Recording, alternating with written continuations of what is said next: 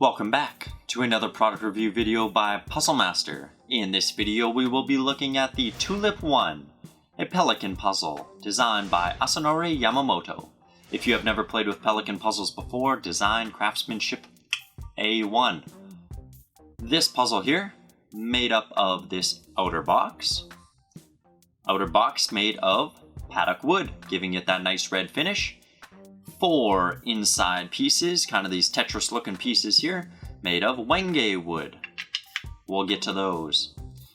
On this box, you can see this big ol' hole in the front here. Got these little 45-degree angle cuts. On the back of the box, we got this little corner cutout. Not sure if that has anything to do with the solution, but I'll leave that for you to figure out. First things first, take the 4 pieces out of the box. As you can see, they are different shapes.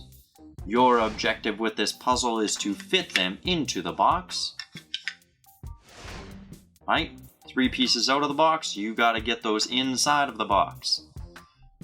18 moves to solve. 13 to figure out the first piece.